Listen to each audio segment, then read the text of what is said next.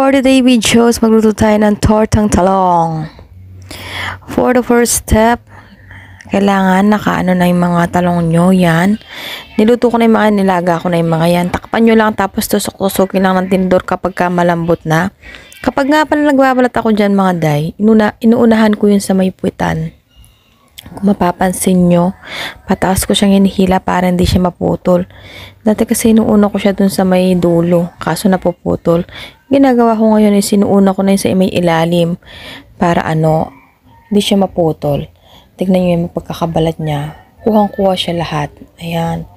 Tapos, ayan, kukuha tayo. Balatan lang ng balatan niyan.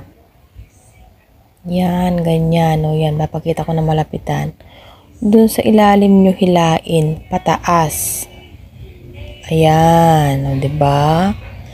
Kuhang-kuha, buong-buo yung mahihila nyo. Ayan, ganyan, o, diba? O, diba, malinis, hanggang ilalim, wala napuputol. Tapos, balatan lang lahat yan. Kapag balat-balat na, sa 10 talong nga pala, 5 itlog yung ginamit ko. Maglagay ka lang ng asin, paminta, magic sarap. Tapos pagka haluin mo lang na mabuti. Tapos bekin mo lang pa sa gitna. Kapag nabiyak mo na sa gitna, ayan, ganyan mo lang sa tinidor. Kailangan kasi bibiyakin muna sa gitna para makita kung meron siyang uod, ganyan, di ba? Para uod talaga. Ayan, tapos yan, pit-pit-pitin mo lang, ayan, tapos ilunod-lunod mo lang dun sa para mag-swimming sa itlog.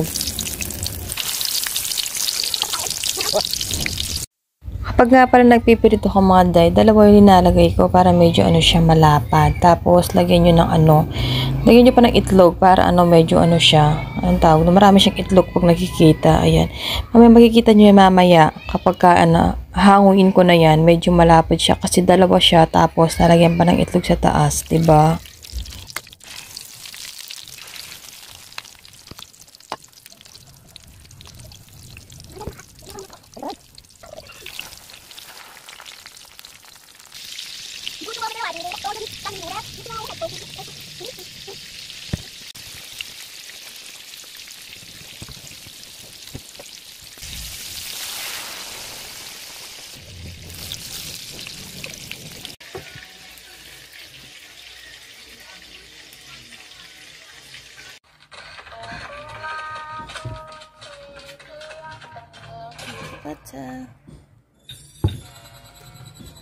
Kain po tayo. Ay, lahat yung mga naluto natin